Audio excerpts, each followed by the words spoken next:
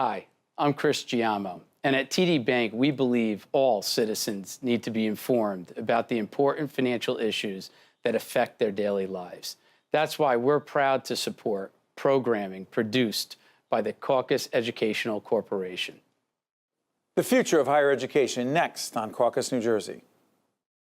Funding for this edition of Caucus, New Jersey has been provided by RWJ Barnabas Health, TD Bank, the Healthcare Foundation of New Jersey, founded by the Jewish community, the Northward Center, Delta Dental of New Jersey. Everyone deserves a healthy smile. Suez, water solutions to meet tomorrow's environmental challenges. And by Kessler Foundation, changing the lives of people with disabilities. Promotional support provided by AM 970 The Answer. And by Jaffe Communications, where business, media, and government converge in New Jersey.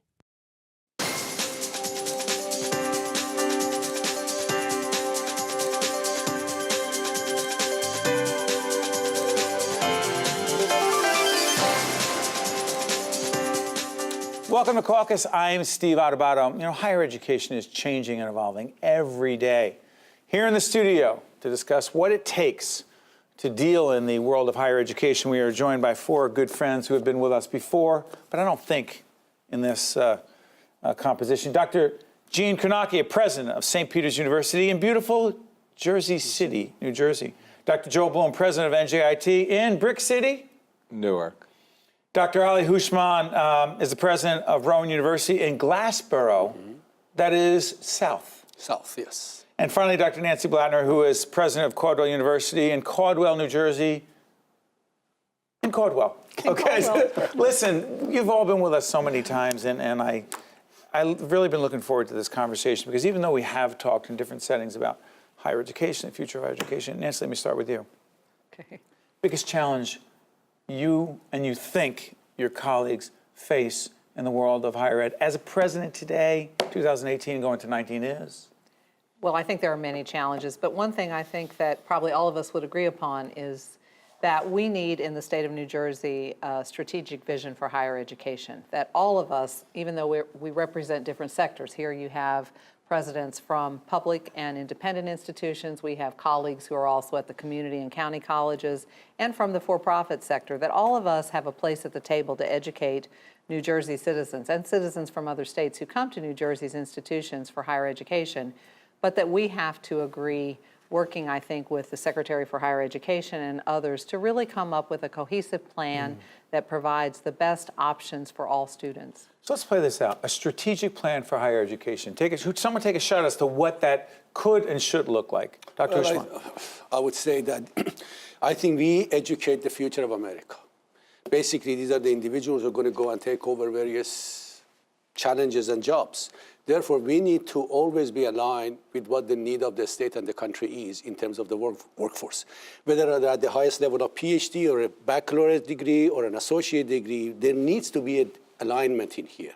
It's not good enough that we graduate somebody, educate somebody, and send them to the industry, and the industry gets a chance to train them to be prepared for real world.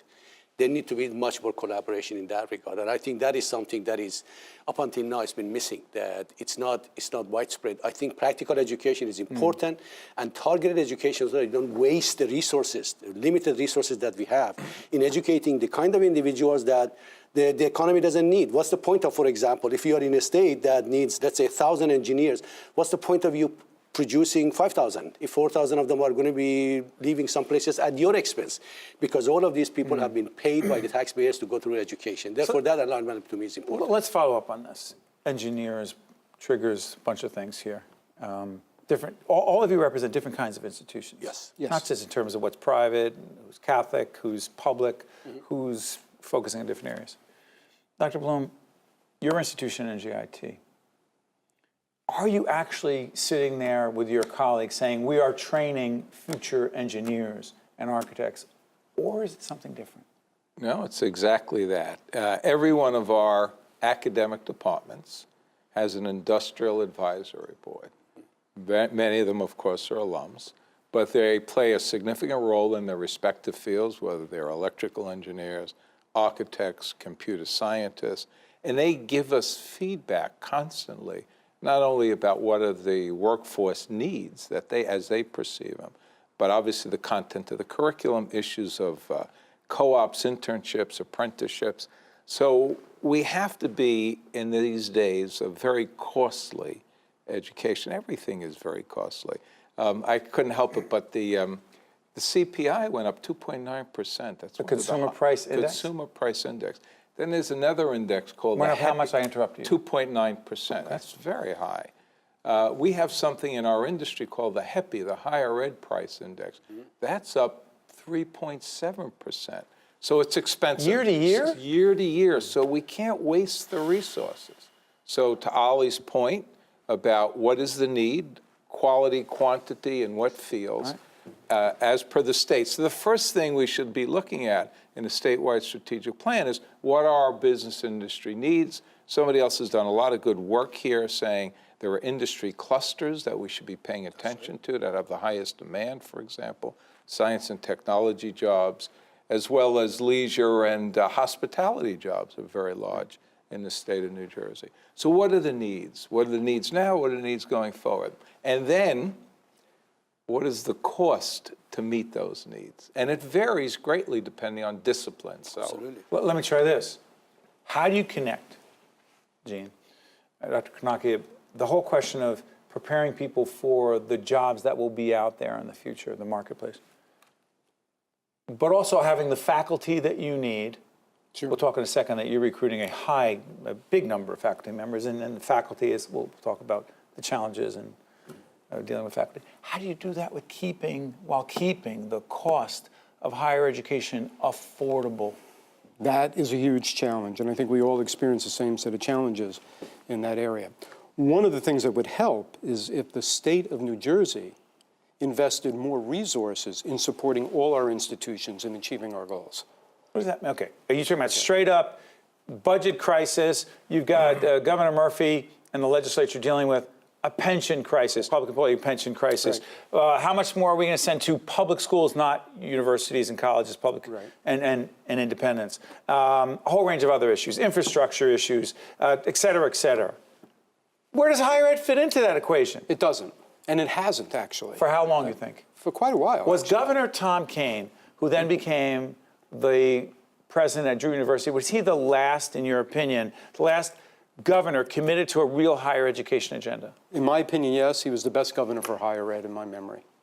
Is the best governor for higher ed defined as who allocated more money to higher ed? Not just more money, but he gave voice to the needs of higher ed. He understood higher ed. He advocated for our needs. And, I just think it was very clear that he was someone who cared deeply about higher education. I would say this, our previous governor, we've talked about this before, was not exactly a friend of higher education. You didn't think that Governor Chris Christie was a quote-unquote friend of higher ed? Personally, I did not. My colleagues might disagree, but no, seriously, I did not. I mean, we've talked about this in the independent sector. We lost all of our aid in one swoop. It was all gone? First year, it was all gone. The year later, I think it was a year later, maybe 2 years later, a dribble was restored to us. I went from having 1.3 million a year in operating aid to 50,000 currently. What would it mean if Governor Murphy truly was committed in the way you're describing right now to higher education, Dr. Blattner? What would it look like? Well, I think, first of all, there has to be conversation. I mean, I think that we have to come together from all sectors, and we have to see that, as I said earlier, there is room for everyone because students need all the opportunities that are provided by 2- and 4-year institutions, public, private, research, non-research, and that there has to be a commitment to resources. I think that's critically important. I think that people who can be very well-meaning and enact legislation that is intended to really do good, I'm going to give people the benefit of the doubt, sometimes have very unexpected consequences because they don't understand how much it's going to cost us, not only in terms of money, but sometimes in terms of time or in terms of other personnel resources in order to enact legislation. And so I think that becomes very difficult. You know, I was a new president during Governor Chris Christie's first year as governor, and I felt when he read his first budget statement and had his first address to people in the state, I felt great empathy for him because I came to a struggling financial institution. He came to a struggling financial institution. State. He did. Right. And I'm not saying that I agreed with all of his decisions or that I'm disagreeing with you, Gene, because you and I view things very similarly. But I will say I had empathy for the fact that, as you've pointed out yourself, there are so many needs in the state that are justifiable and they're critical in some cases. So how does one say, but you have to fund us as opposed to other necessary needs? And I can only say what Ali said, and that is we're building the future of the country. Yes. All right. Stay on this. By the way, we're going to have one-on-one interviews with all of the presidents after this to get into even greater detail. Joel, I'm coming back to you, but Dr. Houshmand,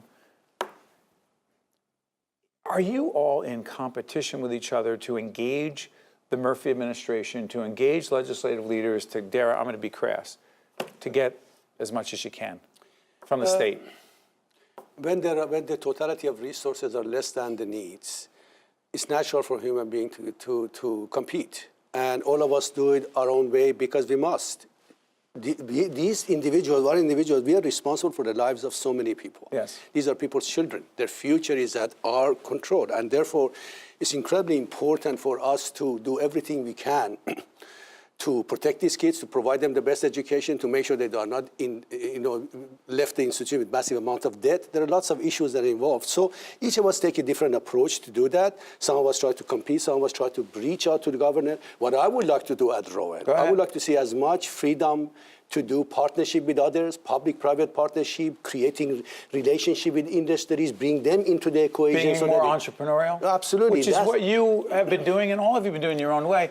Hold on. You're saying the state sometimes, government sometimes, restricts the ability to be as entrepreneurial But there are as you want to be? legislations that she mentioned that are in actions of certain rules that kind of sometimes tie your hand. And you need, for me, quite honestly, if the choice is between getting a handout versus getting freedom to be creative, I prefer the latter. What do you say here, Joel? You have a whole innovation. The things going on in your place, all of your places are very impressive, but you're all about innovation. And so, with the state dollars, do the strings come? The strings come, but we have our own legislation, which is much more forgiving than what happens at many of the institutions.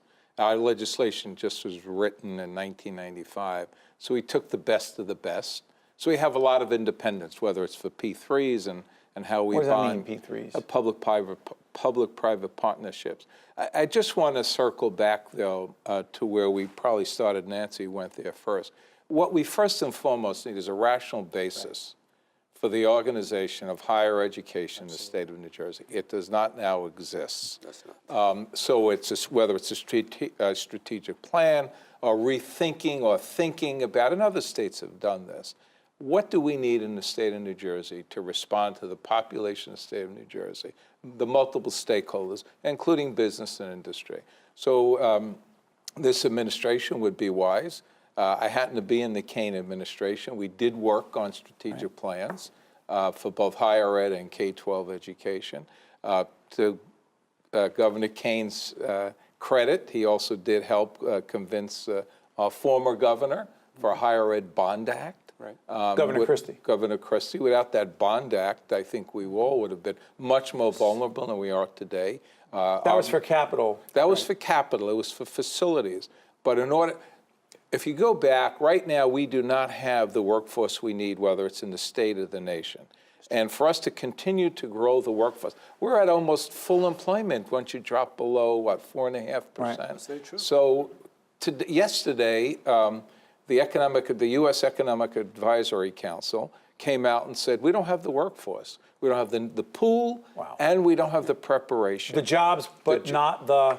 We have the jobs. But we don't have the pool of possible employees, and we don't have them trained in the right areas. So I'll give you the thought right there. We're going to quick break, come right back, because I also want to ask this question.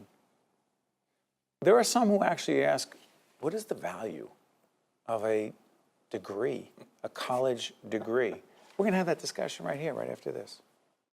To see more Caucus New Jersey with Steve Adubato programs, visit us online at steveadubato.org.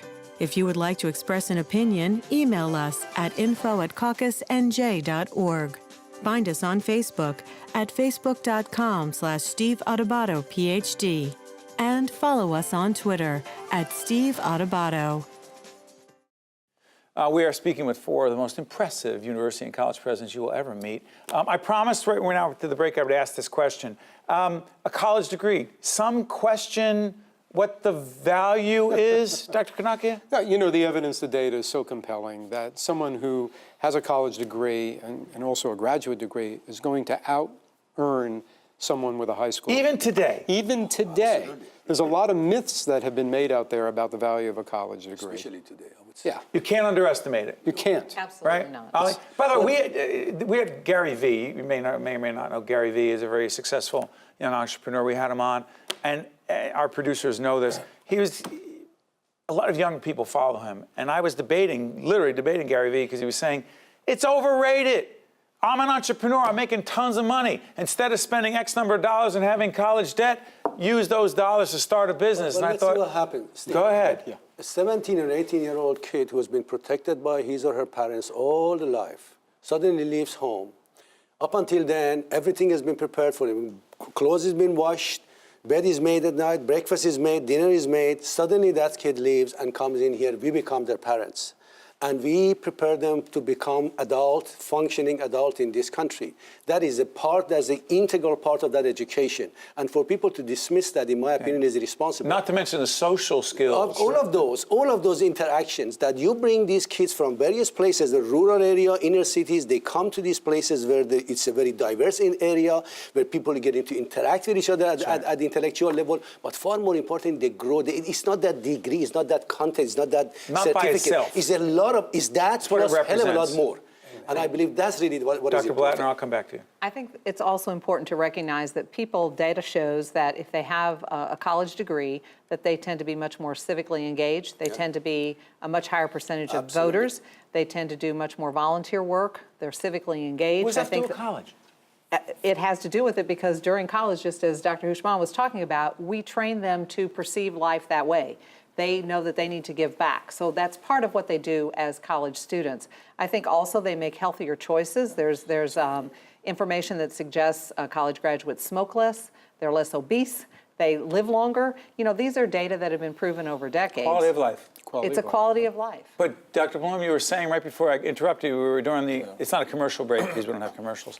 You said the number of... The Gary V's are the one-offs. You know what I'm talking about. Yeah, I know they. He's a good guy, but he has a certain point of He's view. a one-off. Like, do you it's mean like he's an a one-off? NBA player. How many young men and women... He's the LeBron James of entrepreneurism. That's exactly it. Go ahead. So large numbers of young people need a high school diploma, they need a college degree. We, again, need it for the quality of life and the success of our economy. And this myth is getting played out a bit. Yes. If you went back to, I think it was 2007, about 75% of the the high school graduates in this country were going to college. I think we're down to about 65%. Wow.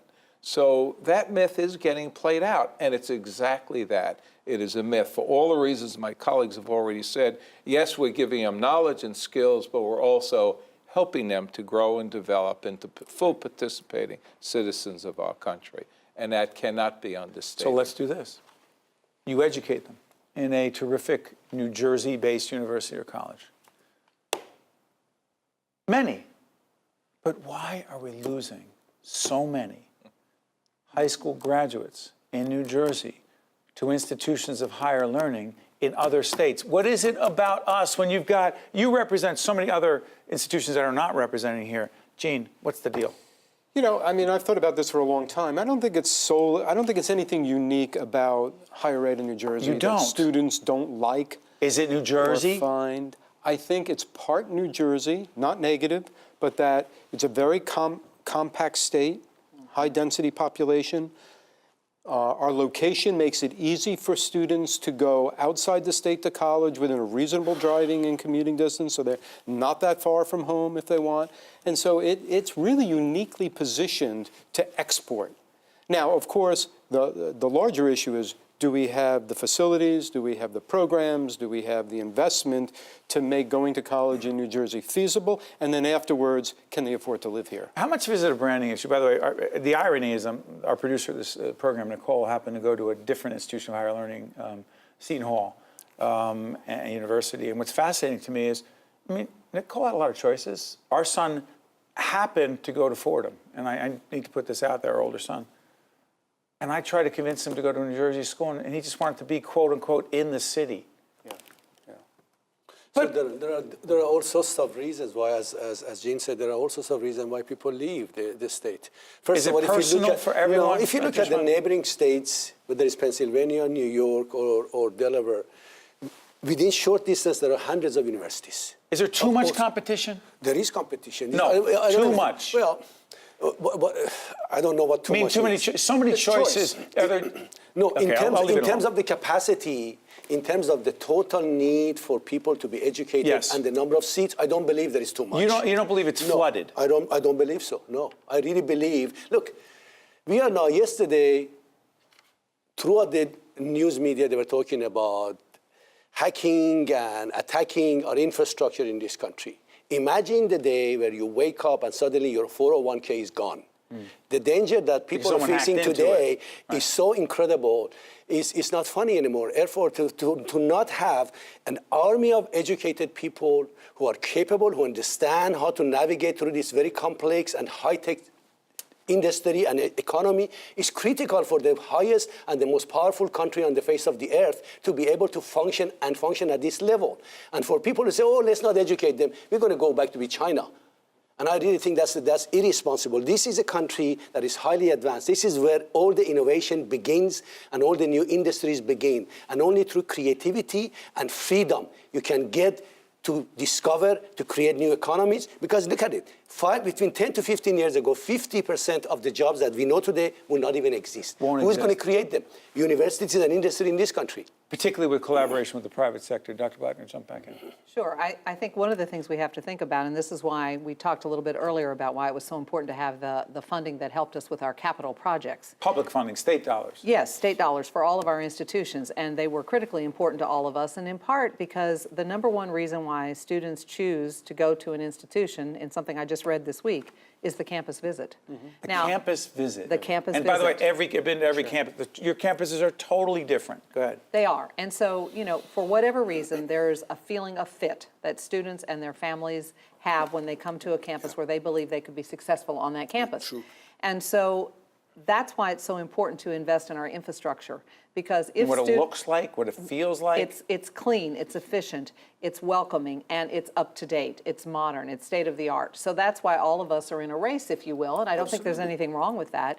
But when we haven't had a capital bond in 24 years, my understanding was before the 2012 initiative that the people voted on and supported, that's a very long time to allow many of us to have infrastructures that are crumbling. I've got dorms that are 50 years age.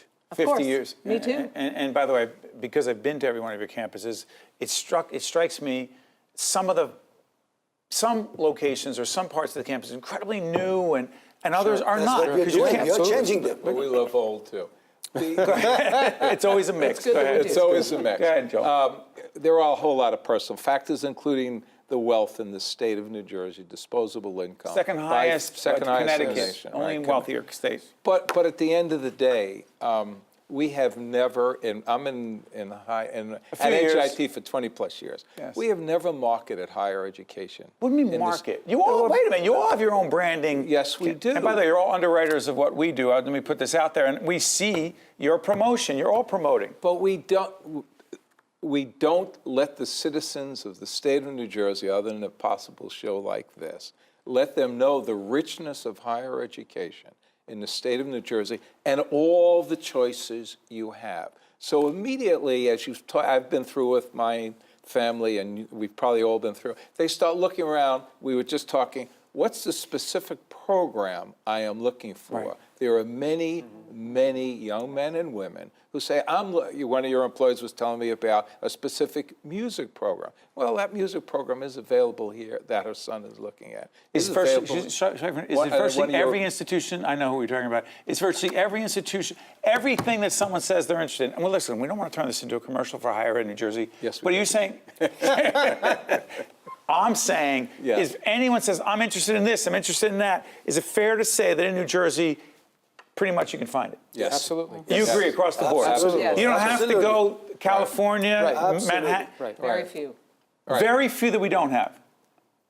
very few. Yeah. Okay, 30 seconds left. What did we miss? Give me optimistic about the future of higher ed in New Jersey, Dr. Cornacchia. Oh, absolutely. Yes. Bullish. Bullish. Bullish. Yes, because I believe in the people of the state, and I believe in the people who work at our institutions, and they will make the difference. Bullish. I think we are doing very well, and we're going to continue thriving. Yes, Dr. Bloom. Well, you have to be in the industry we're in to be an optimist, to be bullish. Yes. But we have miles of work to do, Oh, sure. seriously, in the state of New Jersey.